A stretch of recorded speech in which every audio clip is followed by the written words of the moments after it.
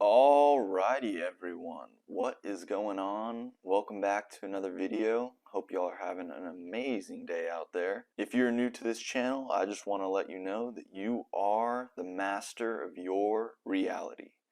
I am the master of my reality, and in this video, we are going to be talking about the upcoming mass Ethereum exodus. That's right, folks.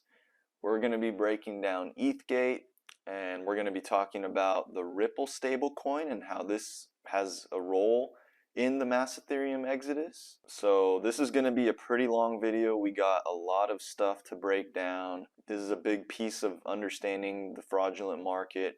So without further ado, let's get into it. Let's start off with the Ripple stablecoin. So on April 4th, Ripple released news that they will be issuing a US dollar-backed stablecoin, bringing more utility and liquidity to XRP Ledger. Bringing more liquidity to XRP Ledger. I wonder where that liquidity is going to come from. So yeah, they announced that they're doing this pegged 1-to-1 US dollar. This is huge, guys. This is going to be great for the company Ripple, great for XRP. You know, haters will say that, oh, this is because, you know, Ripple's trying to move away from XRP or something. But make no mistake, I'm gonna explain like why this is actually very, very good for XRP. Remember, a stable coin that's backed by the US dollar is simply a digital representation of the dollar.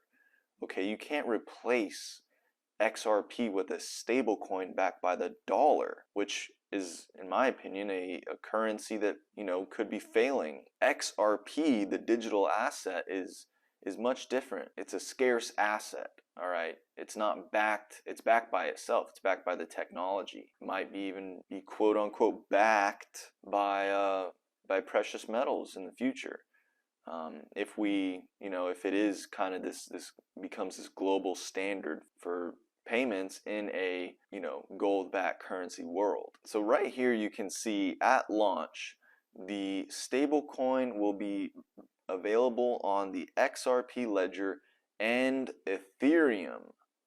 All right, so they're going to be doing one stablecoin on XRP, and then they'll be doing an ERC token on Ethereum. So the Ripple stablecoin will be on both XRP and Ethereum at first. Now they're going to add additional blockchains and decentralized finance protocols over time. But when I first read this, I was shocked. I was like, why in the world would Ripple be launching their stablecoin on Ethereum? This makes no sense. You know, there's a lot of FUD coming out like, oh, you know, this is just Ripple trying to survive. They know that XRP is failing, so that's why they're doing it on Ethereum.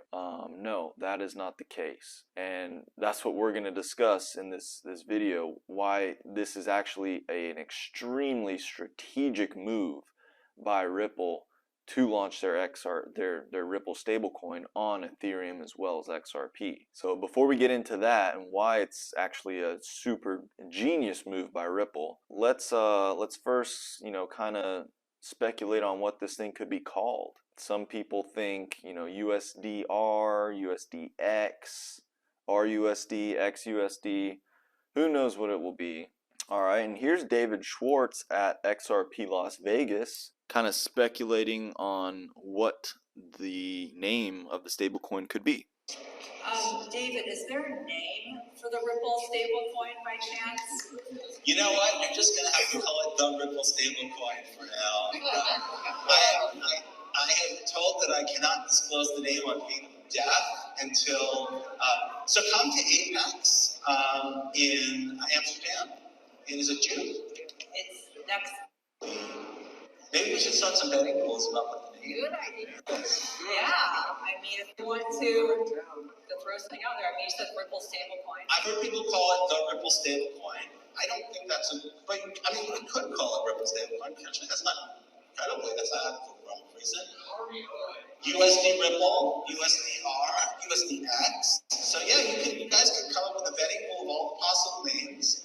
Make sure to have a none of the above category in case you guys didn't get it. And best of luck. Yeah, I think that's a great idea. Okay, so look forward to Apex. That is in next month in June. So probably disclosing the name of it and giving us some more details on the technical side of the stablecoin, which I'm very interested in. All right, so here is Ripple's post on X, their announcement. The stablecoin market is booming around 150 billion today and projected to soar past 2.8 trillion by 2028. There is a clear demand for trust, scalability, and utility. That's why later this year we're launching a stablecoin pegged 1-to-1 to USD on the XRP ledger and Ethereum. All right, if we scroll down here, right here, simultaneously, we know the future of crypto is multi-chain. Launching this stablecoin on both XRPL and Ethereum opens doors to cross-chain interoperability. This is the important part right here, guys. This stablecoin is going to provide a bridge from Ethereum to XRP. Okay, a cross-chain bridge. All right, that's what I'm going out on a limb saying because they haven't officially said this yet, but based on my research, that's what it is. Here's Brad Garlinghouse. Launching a stablecoin is a natural step for Ripple as we bridge the gap between traditional finance and crypto. We have 1 years of experience, regulatory footprint, and a strong balance sheet for a network with near global payout coverage. All right, yada, yada, yada. Thanks, Brad. And then David here, this was his announcement post, a high quality USD stablecoin on XRPL with its decentralized exchange features like issued currency, auto bridging. All right, so both Brad and David mentioning bridge in their posts. And so, we know the people at Ripple like to riddle. If you flip the P's in Ripple, it's riddle. So, riddle me this, Brad and David. Is the Ripple stablecoin going to provide a bridge uh, for the mass Ethereum exodus into XRP? That's kind of what I'm getting at here. So let's talk more about the technical side of this and how cross-chain bridges would enable, this flood of liquidity to XRP from Ethereum. So interoperability solutions for stablecoins. Interoperability solutions for stablecoins are vital in ensuring seamless functionality across different blockchain networks. Several innovative approaches have been developed to address this need. Cross-chain bridges. All right, these are smart contracts or protocols that facilitate the transfer of assets between different blockchains. They enable stablecoin development to move from one blockchain to another, maintaining their pegged value. What are cross-chain bridges? Cross-chain bridges explained. Cross-chain bridges are software applications that enable transactions to occur on various blockchains.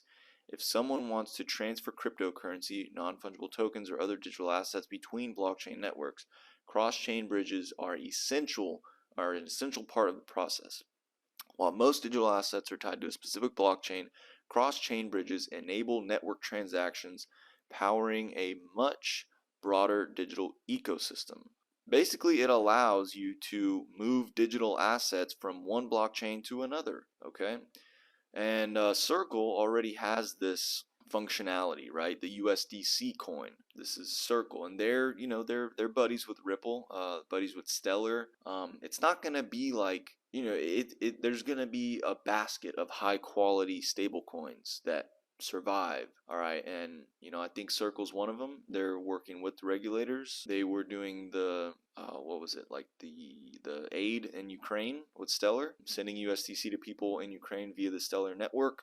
So they're making big moves, and I believe Ripple stablecoin will have its place among the winners with Circle. And so what Circle does, they have their cross-chain transfer protocol. All right, unite the ecosystem. Cross-chain transfer protocol enables USDC to flow securely between blockchains. Okay, so this is how it works right here, guys. Let's say you have funds on Ethereum. You use USDC as the bridge from, let's say you want to move to Solana or Polygon or whatever, which is its own blockchain. Okay, Solana is a different blockchain than Ethereum, But using this cross-chain bridge, you can basically use this USDC stablecoin to convert your Ethereum to Solana. So I do believe that Ripple will have a similar functionality, and it's not a coincidence they're starting off with having their stablecoin on XRP and Ethereum.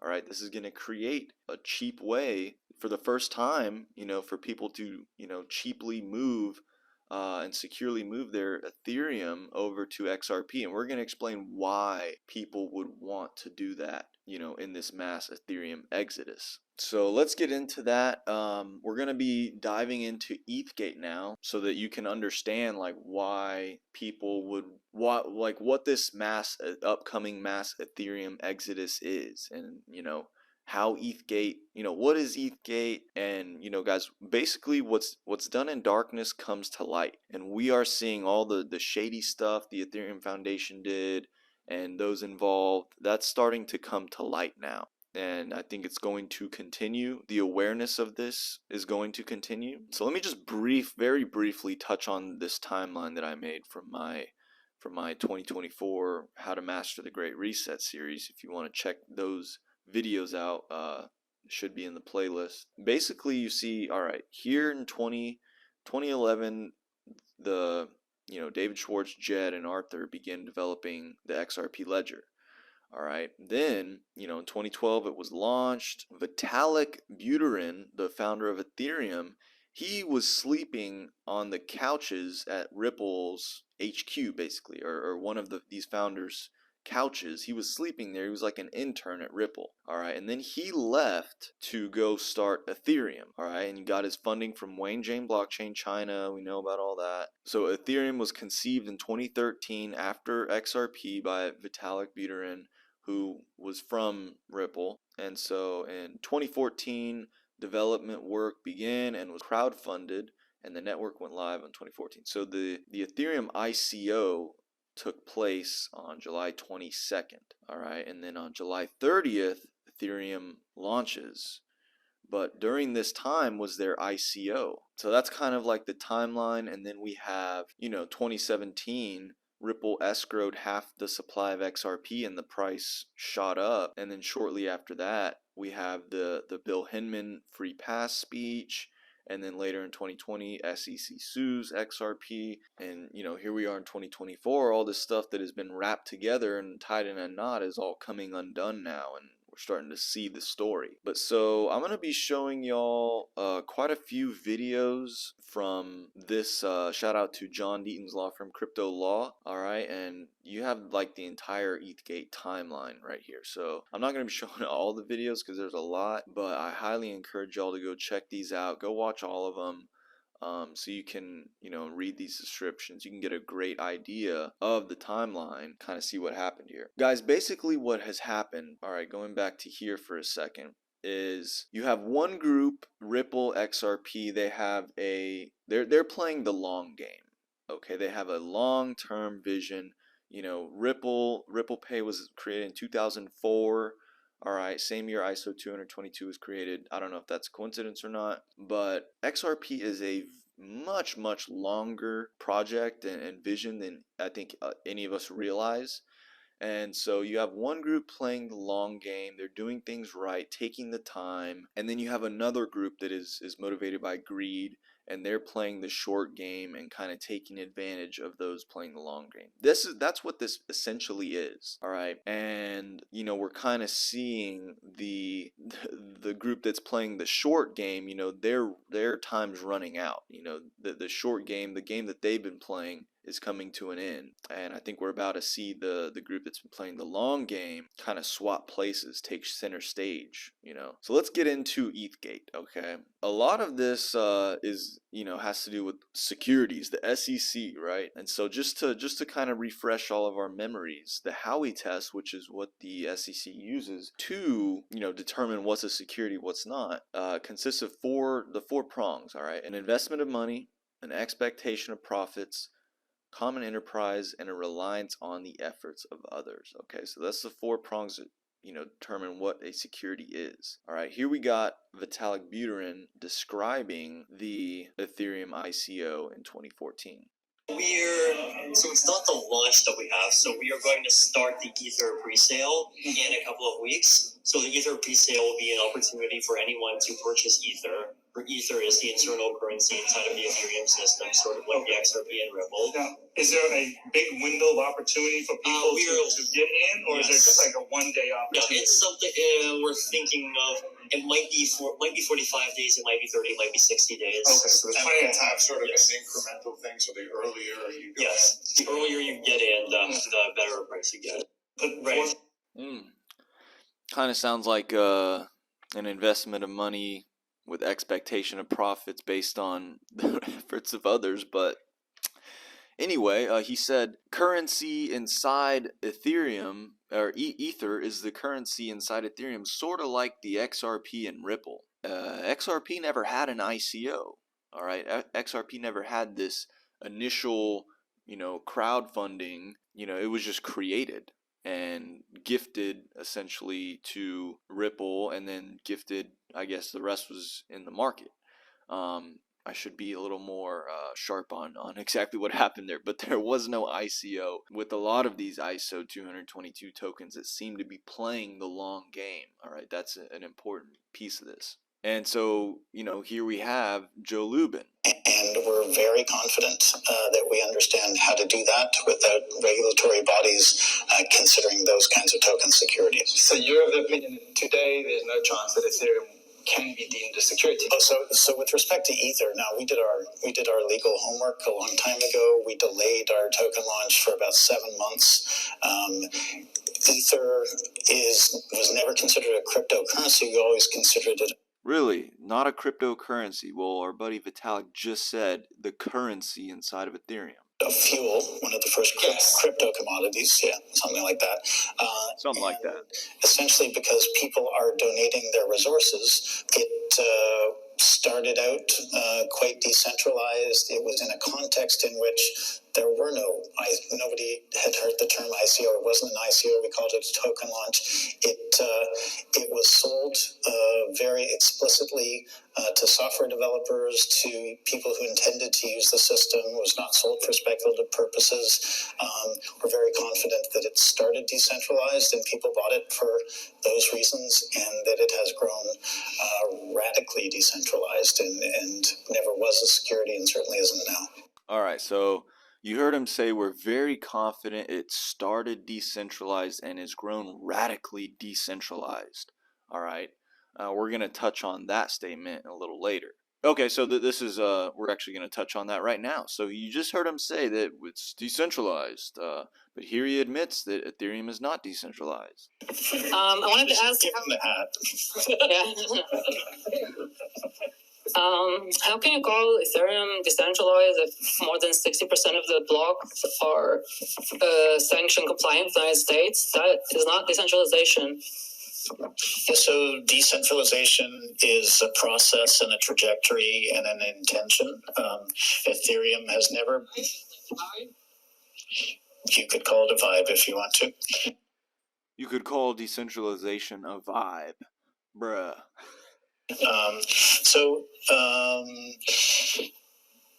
Bitcoin started centralized, Ethereum started centralized,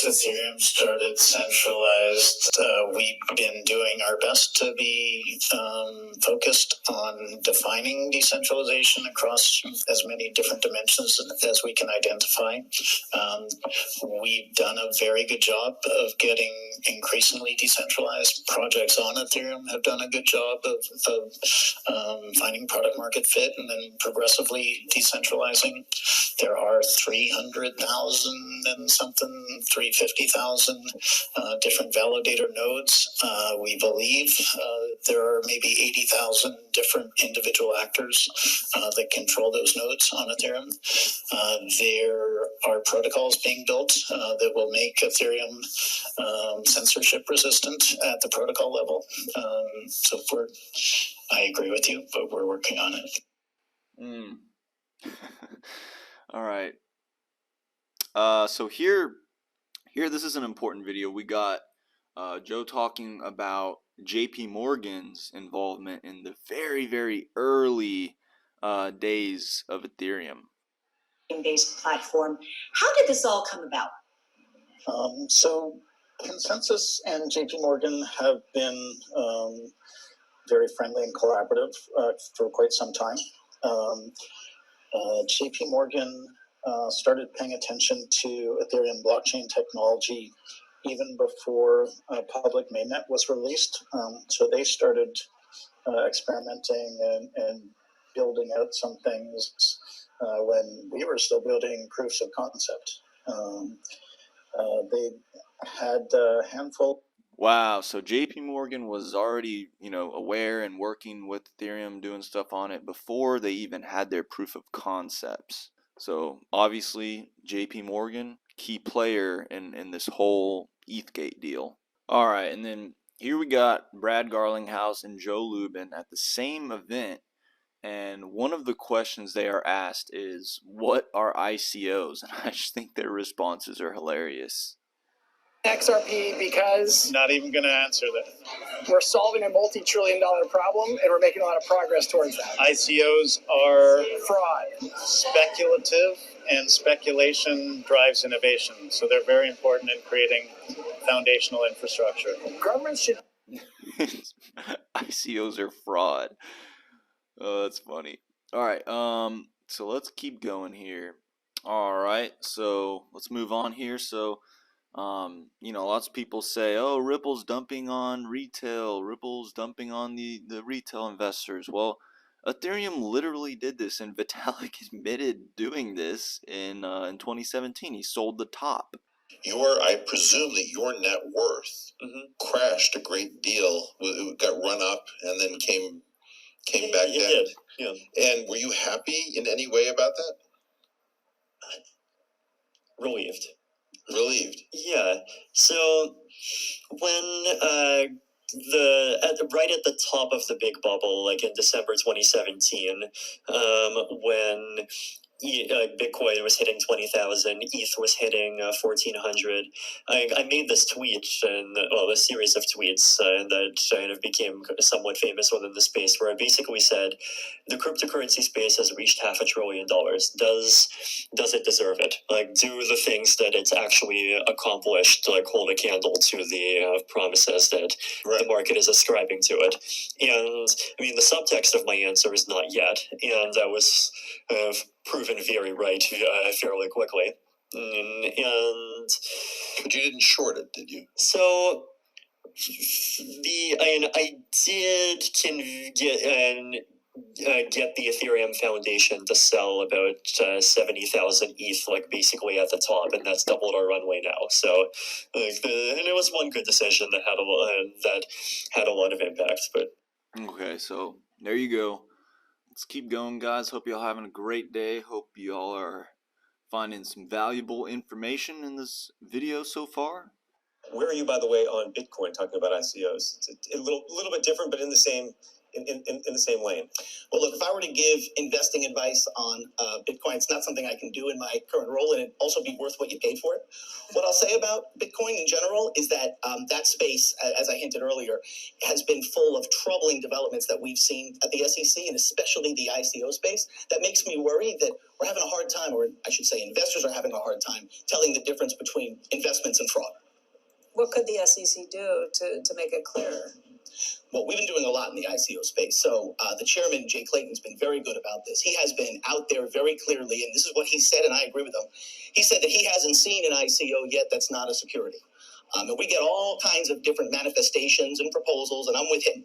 I haven't seen one of these yet that's not a security. One of the things about ICOs that's interesting is if you want to know what our markets would look like with no securities regulation. So, well, that's basically it. Jay Clayton said that he hasn't seen an ICO that is not a security. All right, so that includes Ethereum. Find the ones that didn't do an ICO, and those are the ones that are doing things right. And then we have the Hinman speech. All right, Bill Hinman gave a speech 2018 saying that Bitcoin and Ethereum are not securities. So when I look at Bitcoin today, I don't see a central third party whose efforts are a key factor in determining the success of that enterprise. The network on which Bitcoin functions is operational, appears to have been decentralized for some time, perhaps from inception. Applying the disclosure regime of the federal securities laws to the offer and resale of Bitcoin would seem to add little value. Moreover, putting aside the fundraising that accompanied the creation of Ether. Putting aside the fundraising, all right, so without accounting for the ICO. Based on my understanding of the present state of Ether, the Ethereum network, its decentralized structure, we believe current offers and sales of Ether are not securities transactions. All right, so that was the speech that gave this false regulatory clarity for Bitcoin and Ethereum. All right, and he said, putting aside the ICO, we think, Ether's current state is decentralized. Well, we're gonna touch on that, how really decentralized Ethereum really is in a little bit. Now, so it's important to understand why Bill gave this speech. What were his motivations for, giving this speech that Bitcoin and Ethereum, just giving, his opinion about those two? Why would he do that? All right. And so here we go. This video kind of breaks down what Bill Hinman's motivations might have actually been. In 2017, when William Hinman was named Director of Corporation Finance at the SEC, he fought behind the scenes while in office to keep getting millions of dollars in payments from his old law firm, Simpson Thacher. Hinman was warned repeatedly that this meant if he did anything as a public official that affected Simpson Thacher, he'd be breaking the law. Simpson Thacher joined the enterprise Ethereum Alliance, a group with the sole mission to promote Ethereum, while paying Hinman millions. In 2018, Hinman gave a high-profile speech declaring that Ethereum's digital token, Ether, is not a security. We believe current offers and sales of Ether are not securities transactions. The price of Ether immediately took off. There, that was after the comments by the SEC. So, interesting market action there, right? Whoa. Did William Hinman break the law? Federal rules say that even the appearance of a conflict is a serious violation by public officials. How did this happen? Why was Hinman allowed to promote Ether in a speech given his financial conflicts? And how did a speech involving so much of the SEC staff that was certain to move the crypto markets fail to be screened for conflicts that would have been found with a single Google search? The crypto markets are in turmoil, and investors don't feel protected. How can we have confidence in the SEC if conflicts of interest are left unchecked? It's time for an investigation. So there you go. He had a big financial motivation to give this false clarity to Ethereum that is not a security. That goes back to my thing. These guys are just playing the short game. All right, they see a ripple and they're doing everything right, and they know it's going to take a while. So the reason they did all this, all this corruption and stuff, is to try to make as much money as possible before we see the real utility market emerge out of this fraudulent market. Here you got Tim Draper kind of breaking this down. What's going to happen. This was in 2018, 6 days after the Hinman speech, before the Ripple lawsuit.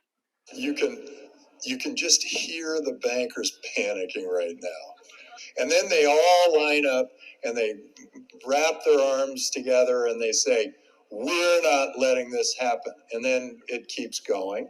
And then they say, "Okay, well, let's sue them. Or let's go get the government."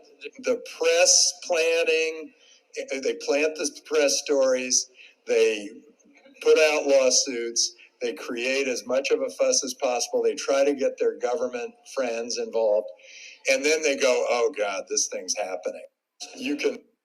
Right, yeah. See, they know this thing's happening, but their plan was to make as much money as possible before it happened.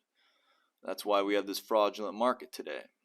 All right, we already watched this video. It just shows the price of Ether skyrocketing right after Bill gave his speech. Now here is Joe Lubin talking about the speech, and it's pretty interesting. What do you think's going to happen to Ripple with this new ruling? I don't know the answer to that. I wasn't able to read through Bill's entire speech, and I wasn't here. I don't know if he spoke about XRPs at all. He didn't specifically mention anything about it. So that's interesting. So yeah. Huh. So almost like Joe was expecting Bill to talk about XRP. And so, guys, I think that they knew that this was the plan the whole time, to sue XRP and give Ethereum this false clarity. All right, that was the plan. Let's keep going. Hey, you do a little bit. What's interesting is I don't think Ether is decentralized. I think it's fully functional, but I don't think it's decentralized. But the the division director said it's decentralized. So, hey, look at the metrics for Ether. And, hey, you do a little better than that, hey. Then why isn't Ripple? Yeah, and I wonder if they would have said that 3 years back. I mean, now they came back and said Ether is not, it's not a security, but, it's now. How about 3 years back? Would they have to say that? There's no question. Ethereum violated the law in the SEC's view when it issued its tokens. He said that in the speech, even though consensus says, oh, no, that's not what he said. That's what he said. He said, but then he said, look, the securities laws really, it doesn't add anything now because Ether is decentralized. Again, no. Yeah, exactly. So it's a long process. Smart ladies right there. Let's keep going, guys. We're going deep into this. All right, so this is so some people think that Jay Clayton, his intentions was just to sue XRP and have the case over with pretty quickly, to give Ripple the clarity it needed as not a security. Maybe that was the plan, and then Bill Hinman and others kind of hijacked that and dragged this thing out to what it is today, to prolong the uncertainty of XRP as, is it a security? We didn't have that clarity until June 13th or July 13th of last year. And during that time, we had this false regulatory clarity of Bitcoin and Ethereum that allowed them to make all that money, as Bitcoin and Ethereum held the #1 and #2 spot. So this all started with the SEC and Jay Clayton right before leaving office suing Ripple and its founders. Now let's take a look at this question. But why is the SEC picking winners and losers? Yeah. Why is a government entity deciding this is a winning one, which by the way happens to me have some pros and cons, massive power consumption, which isn't great for a climate agenda that Gary Gensler cares a lot about, but being silent about other things. And then, one of the challenges right now is Gary Gensler, who has been asked specifically about ETH, hasn't commented. But if it's so clear, if the laws are so clear and he's asked a specific question, then just answer the question because it's clear. Well, And what a great question for Gary Gensler that is. But going back to Jay Clayton's tenure, this is a report from the U.S. Treasury Department, not the SEC, back in 2019, for which they defined digital currencies and the addresses listed and all that they mention here. Among the digital currencies listed in this report, an annual report from 2019 from the U.S. Treasury, it is ETH, Litecoin, Neo, Dash, XRP, and other tokens listed by the prudential regulator, the U.S. Treasury. One has to wonder even more, and shout out to crypto_-ODL for this information, but you have to wonder even more, then why is Jay Clayton's signature on this document either? Because it acknowledges with Jay Clayton's signature, third one down here, that if he understands what the report was that he signed from the U.S. Treasury, then in fact he's acknowledged in 2019 that he believes and also agrees that XRP is a digital currency. Wild stuff. The guy who dropped the lawsuit on Ripple the day before he left the SEC, signed something that implies XRP is a digital currency. Crazy.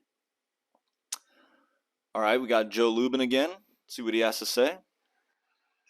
Nobody in or nobody at the SEC wants to kill blockchain for America. So they also want to enforce the laws that they've been enforcing effectively for decades, protecting consumers. So they need to take a balanced approach. They need to message things positively, in my opinion. But there's also, I think, going to be even more of a reckoning coming where certain projects obviously sold securities and sold them contrary to securities law. So Jay Clayton made it clear that nobody was going to be grandfathered. Yeah, absolutely. So Jay Clayton said that. Bill Hinman, Director of Corporate Finance at the SEC, after they declared Bitcoin sufficiently decentralized so that's not a security and put Ether in that category as well, the token on Ethereum. In that same set of remarks about Ether, he indicated that the SEC is very aware that there is a new model. So almost kind of hinting that, you know, they knew that or expected the SEC to go after other ones other than Bitcoin and Ethereum. This was before the lawsuit on Ripple was dropped. And so here we go again, you know, like why did they do this? What's going on here? Well, I think they wanted to create like this monopoly, this short-term monopoly for Bitcoin and Ethereum to make all this money. And so, you know, digital asset investor hits it on the nail on the head right here. The plan was to get Bitcoin and Ethereum out from under security laws and stall XRP. Remember what Tim Draper said, they'll sue you and get their government buddies after you.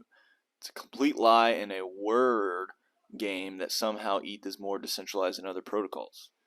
Accounts for derivatives, for equity, for bonds, for synthetic financial instruments. May have said insurance already, but the prediction market. So all of these elements are realized as protocols, as essentially Lego building block protocols that can be plugged into one another. And pretty much all of them are being developed on Ethereum 1. The reason they're being developed on Ethereum 1 is because if you're going to build applications that hold a tremendous amount of value, you need a very secure foundation. And there are really only two decentralized protocols on the planet right now that are sufficiently secure enough and decentralized enough so that they can be trusted. Those are Bitcoin and Ethereum. And it's very difficult to program on Bitcoin compared to Ethereum. As a result, all of the early developers. Did you see that guy's face? He was like, what the hell's going on? Started building on Ethereum, and once you have all the developers building on Ethereum and all the liquidity in terms of the different value tokens on Ethereum, then it pretty much becomes the only game in town. There's no reason to build a DeFi protocol on some other platform, A, because it's not going to be secure enough, and B, because just nobody's there to do the trading. So even other protocols are building bridges to Ethereum, other protocols like Bitcoin, so that they can participate in this new decentralized financial plumbing layer for the. All right, so you heard him say, you know, Ethereum's the only game in town that's secure, that you can build stuff on, because you can't build anything on Bitcoin. But this was like what they wanted, you know, and this was in China, by the way, this little video thing he did. But, you know, they wanted to give this monopoly for Bitcoin and Ethereum, for Bitcoin to be the store of value, the payment, I guess, and then Ethereum to be the utility side of it. You know, and they've made a ton of money, you know, while they've had this, you know, false clarity. And so here we go again. Just another, some more evidence that they knew the whole time that the plan was to sue Ripple, you know, and say XRP was a security. Here's another video. So we are big friends and fans of that organization. I think they're really understanding the space well.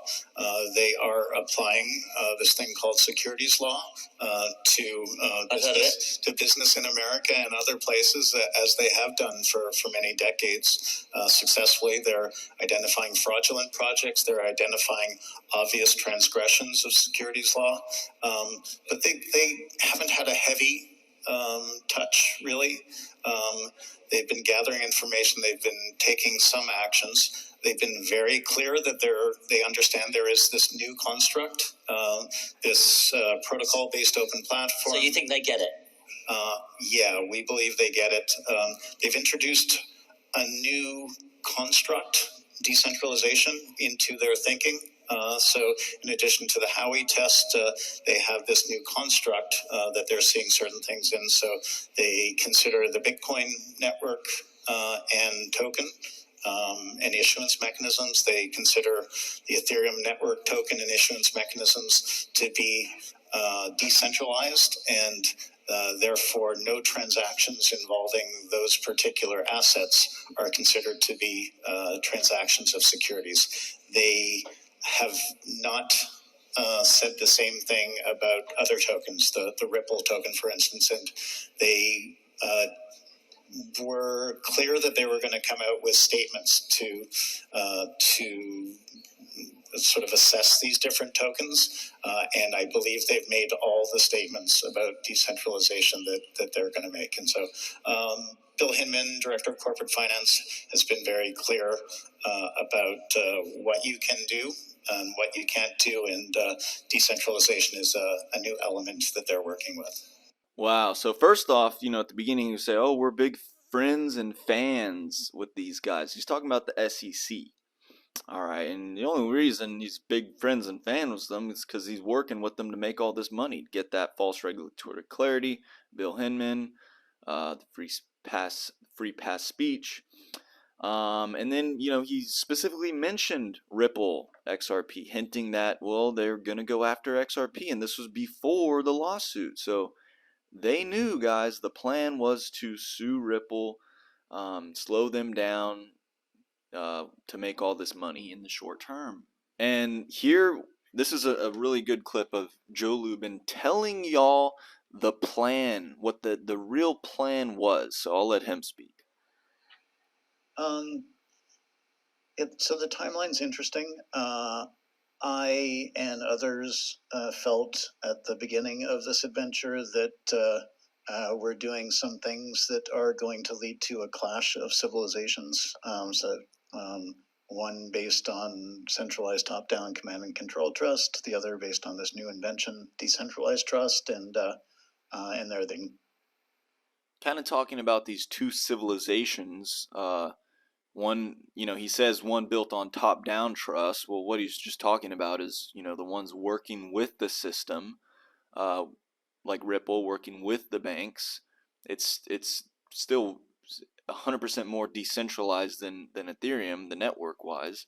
And then this other one, this more decentralized, down with the banks narrative that makes no sense. Incumbents, and they've got the guns, and but we got the people,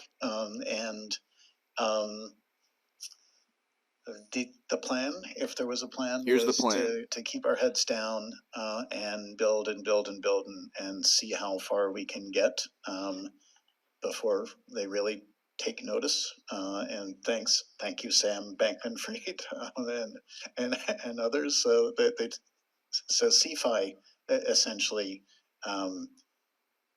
made things a little more difficult for. All right, so he just told you all the plan. The plan was to keep our heads down. We have this regulatory clarity, this false regulatory clarity. Just build and build and build, make all this money, and just see how far we can go. Like it doesn't sound like a long-term plan to me. It sounds like let's just keep our heads down. We got our corrupt friends who's gonna give us this temporary monopoly. So let's just make all this money and see how far we can go. That's the plan, guys. He just told y'all. Now, shout out to Digital Asset Investor, Digital Perspectives, and all the other XRP Army members, the Twitter sleuths who exposed this. John Deaton, shout out to everyone, the OGs of this space for putting in the work and gathering up all this information so that I can, make this video. But, so what's going on here? They have, basically what's going on here is they created a temporary monopoly for Bitcoin and Ethereum, a regulatory capture monopoly. you know, and Bitcoin and Ethereum go hand in hand in this. That's why they were the only two cryptos mentioned in the free pass speech. You know, like Batman and Robin, right? The sidekick. You got Bitcoin, the Batman, I'm Batman, you know, I'm Bitcoin. And then you have Robin, Ethereum, which is literally robbing all us retail investors through all these fraudulent ICO rug pulls and the high gas fees. Okay, so that's pretty funny. Bitcoin, Batman, and Robin, Ethereum. So all this is coming to light now. All right, all this was done in darkness. You know, these deals, these conversations that we had that we're not even aware of. What's done in darkness comes to light, and we're starting to see that very recently.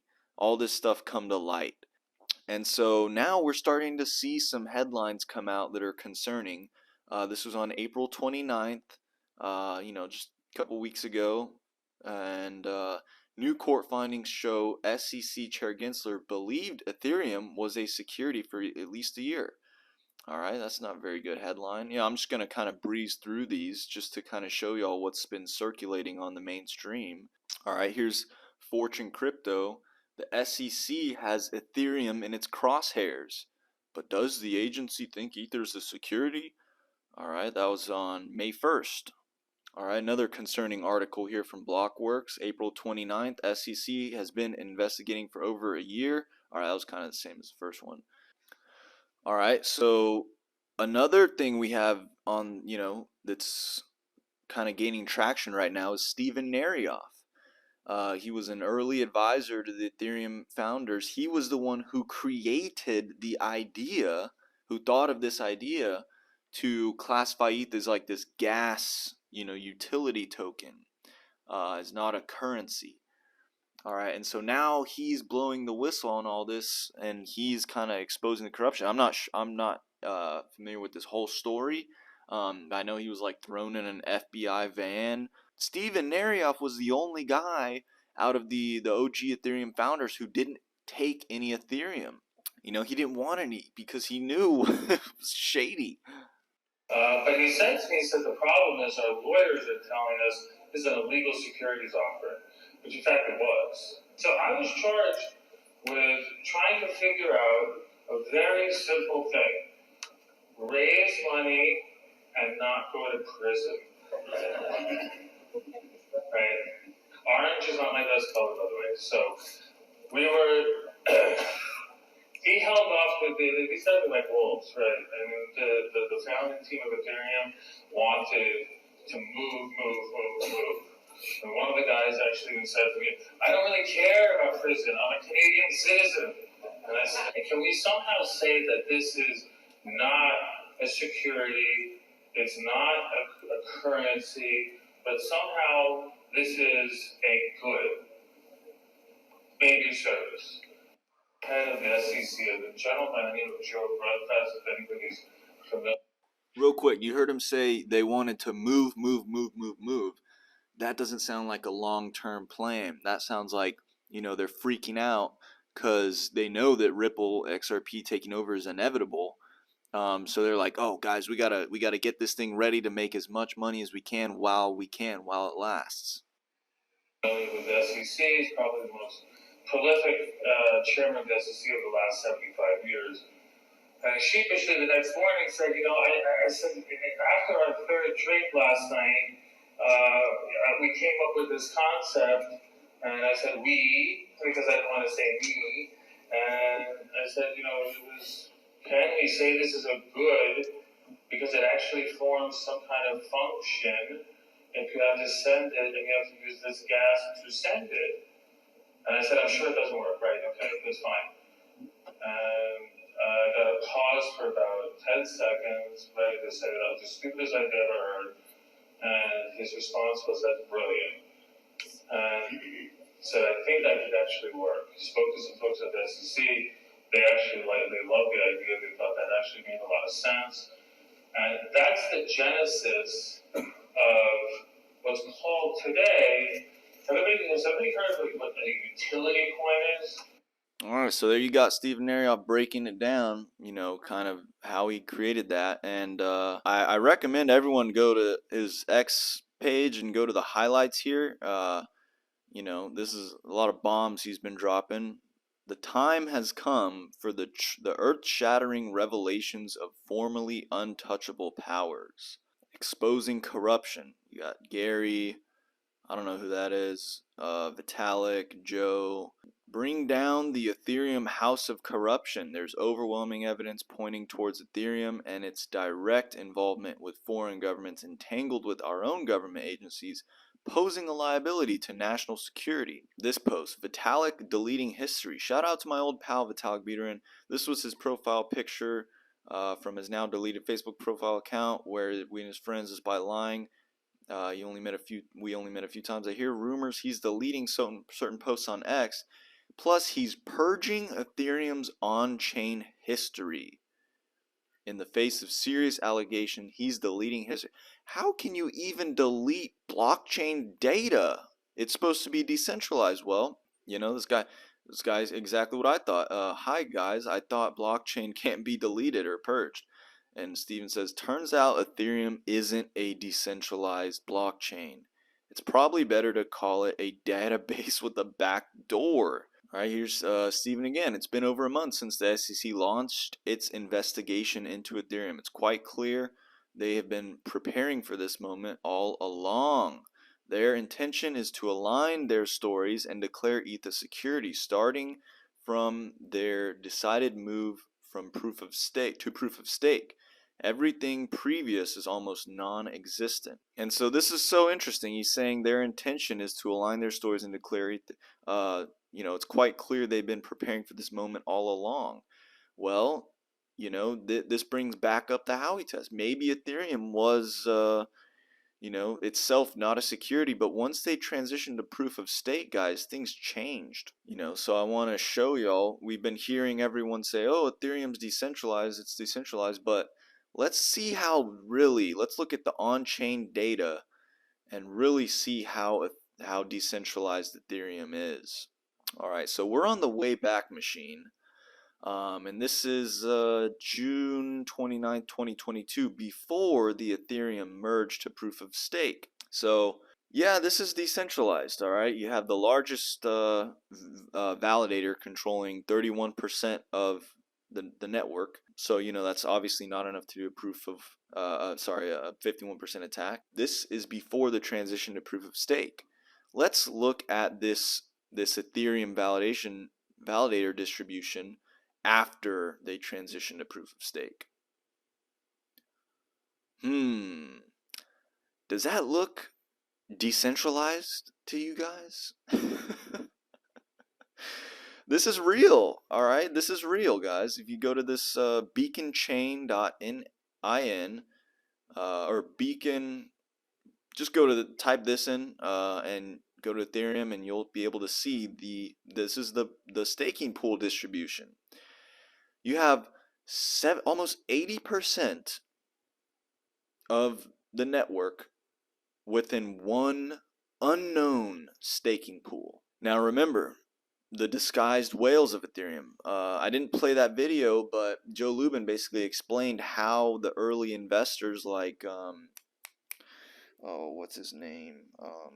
Galaxy Digital guy, Mike Novogratz. He was a big Ethereum whale in the early days, but probably China is the biggest one.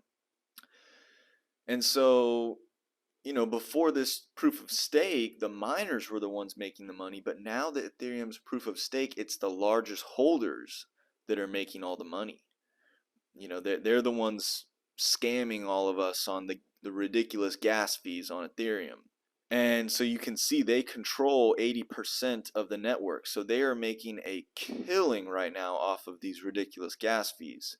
Whoever the unknown disguised whales are, you know. So, and this is totally centralized. All right, if they wanted to, they could do a 51% attack on the network. So that's a big risk. So, you know, again, what's going on here? Well, my view on all this is that it's you know, if anything's going to get Ethereum into trouble, it's going to be all the corruption surrounding the free pass speech.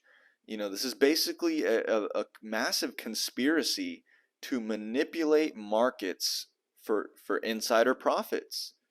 You know, this is and if they can prove that the plan from the same people that, you know, were investing in Ethereum, if they can prove that their plan was to go after Ripple and sue Ripple, guys, they're all going to jail. They're all going to jail if that gets proved. So we'll just have to see how that unfolds. You know, once again, everything that's done in darkness comes to light. But you know, obviously Ethereum today is not sufficiently decentralized. It's completely centralized. So that's ETHgate. All right. You know, it's not every little key data point, but I think I really gave you all the big picture. And we touched on as much as I could within a, you know, while respecting everyone's time. So that's Ethereum. Now let's tie this back in to the Ripple stablecoin.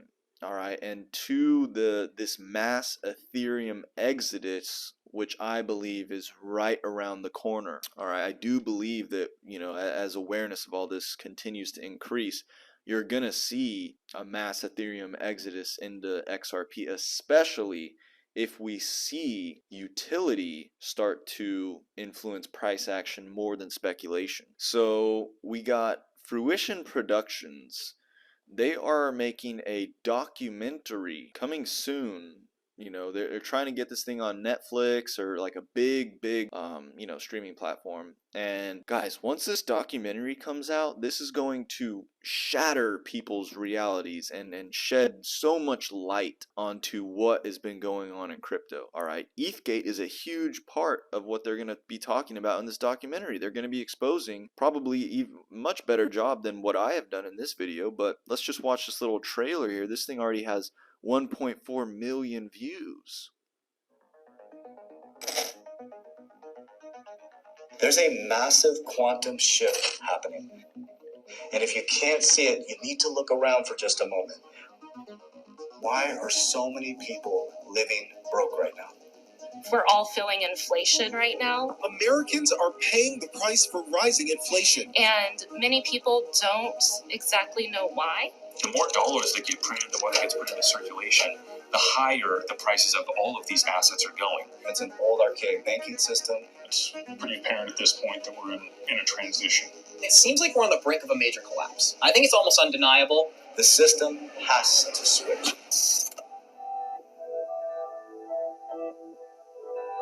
I think we're going to see a dramatic change over the next 10 or even 15 years. XRP is part of the heartbeat of Ripple. Yeah, kind of the ability to exchange anything of value in a very efficient way through this genius pathfinding algorithm. The utility aspect of XRP, you can move value from one place to another place instantly for a very, very nominal cost. Instead of it taking 3 to 5 days for a payment to go through from one bank to another cross-border, now takes 3 to 5 seconds. That's a game changer.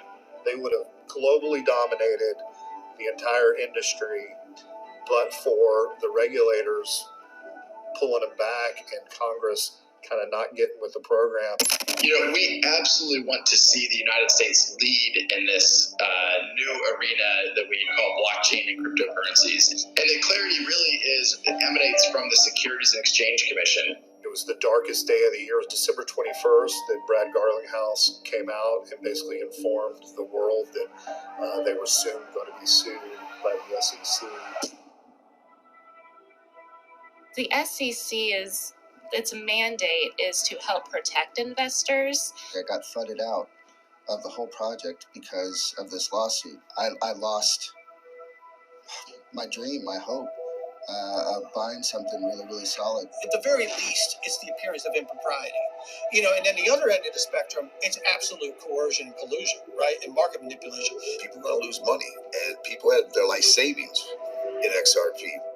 It was Christmas Eve. I came back at about 1 o'clock in the morning, something like that. Christy said, where the hell have you been for the last several hours? And I looked at it and I said, I think I'm going to sue the SEC. We became convinced that this whole case was merely a show. It was an attempt by the federal government to slow down the adoption and perpetuation of XRP. Jay Clayton drops this lawsuit on his last day in office.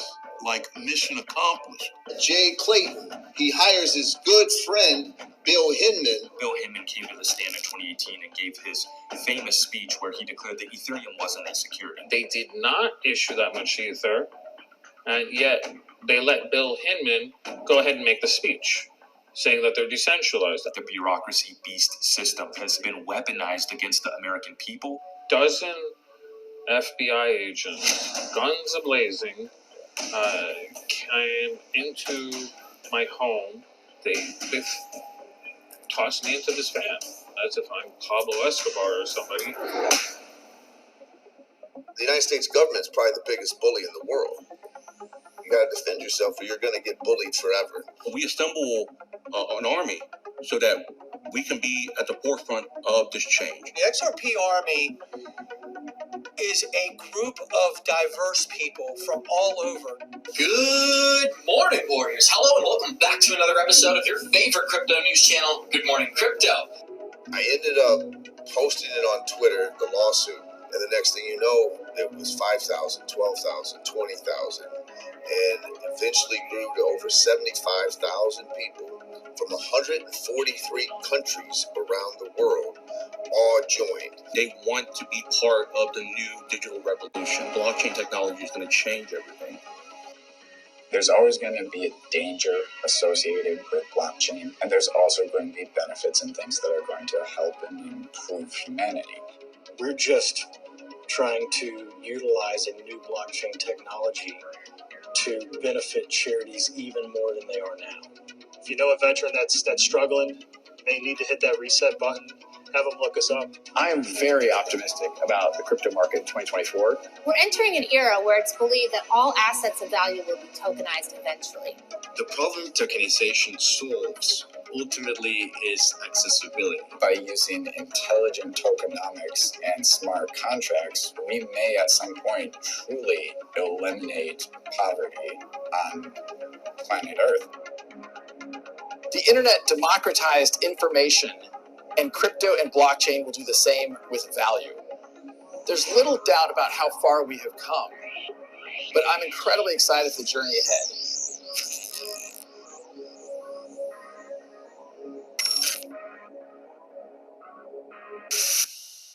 What an awesome trailer. I'm so excited and looking forward to this documentary. Shout out to everyone involved in the production of this. Guys, this is going to shed so much light on what's really going on in this space, man. And I think this is really going to be one of the catalysts, along with what happens in the market, that leads to this mass Ethereum exodus that I'm talking about here. And so here we go. Ethereum's a sinking ship. It's all about awareness of this, and the more light that is shed on this will bring more awareness, and that's part of the documentary and what I'm doing here. But there's that, and the stable coin is going to be a huge role in this, providing that bridge, right, from Ethereum to XRP. So that's gonna, for those who wish to, I guess, get out of Ethereum, get off this sinking ship, they're going to be jumping off into the ocean here, which is liquidity of Ripple, XRP, right? This last part of the video, we're going to get a little crazy. We're going to get a little more esoteric for y'all fans of the esoteric out there. And so, interesting, we got, something that looks like the Titanic right here. I think that history is kind of having a ripple in time. Pun intended, I guess. Hopefully a lot of you guys are already familiar with the real story of the Titanic. It was owned by JP Morgan, and there were two ships. All right, there were three ships, but the two of them were twins. Basically, we have the Olympic, all right, which was a twin ship of the Titanic right here. The Titanic, which had the same dimensions but only a higher, the Titanic was basically the same ship, all right? And so, I'm not going to get too deep into this, but basically what happened is they did a little swapperoo with the names of these ships, and this was the one that actually sank. And if you want to check out the real story of the Titanic, what actually happened with this insurance fraud. Just to sum it up for y'all, there was 4 gentlemen on the Titanic that were opposed to the creation of the Federal Reserve. And the Fed was created the year after the Titanic sank. And JP Morgan was supposed to be on the ship, but he said he was sick the day before, you know, the voyage set sail. So lucky him, right? If you guys want to check out what really happened with the Titanic, I'm going to link this documentary in the description by Juano Savin. Basically, what I see going on here is history is kind of rhyming in a weird paranormal kind of way, undirect kind of way, where you had the Titanic, which kind of was the people that could do something about, you know, to stop the Fed being created. They got trapped on the Titanic. All right. And so my theory kind of here is that, you know, could Ethereum be like this Titanic that traps a lot of the people that are opposed to this new quantum financial system from being created? Maybe I'll do a video, a private video for our community. I kind of broke this down in my Discord. So if you're not in the Discord, it's still free to join until we hit 1,000 subs. So click the link in the bio to join the Patreon, which will give you access to the Discord. I already kind of broke all this down, my thoughts on this in there. You know, let's go to the Gematrinator here. The real name of the boat that sank was the RMS Olympic, and that equals 36 in Chaldean. Well, what else equals 36 in Chaldean? That would be Ethereum. Also equals 36 in Chaldean. Just a little interesting thing to add. Ashley Prosper kind of sums it up pretty nicely here. Funny how Ethereum competitors like Solana and Avalanche suddenly had price spikes over the last few months. Rats jumping ship before the ship sinks. And so you can see here the Ethereum logo kind of looks like a sinking ship. Once you see this, you can't unsee it. But, you know, this is, I'm not saying that this is like some crazy conspiracy, oh, the Ethereum's Titanic, you know, but I'm saying this is like a weird ripple in time where history is kind of repeating itself in this weird way. So just a little fun, crazy thing to add there for all of our esoteric fans. But that's it for this video, guys. You know, the Ethereum mass exodus is coming. So make sure that you are, you know, you don't go down with the ship is what I'm saying here. And, you know, none of this is financial or investment advice. I'm just sharing with you my research. This is for education and entertainment purposes only. Always do your own research and, you know, be your own financial advisor. Become the master of your reality. But thank you guys so much for watching till the end. I really hope that this video shed some light on what's really going on in these crypto markets. I know it's a very complicated puzzle. I'm just trying to give y'all the important pieces of the puzzle so you can, you know, see the whole picture for yourself and where this is all going. So thank you so much for watching. I really appreciate every single one of you. Please share this video, guys. Get this out there. Hit that like button to boost the algorithm, and I wish every single one of you much love and abundance. And until next time, guys, master your reality.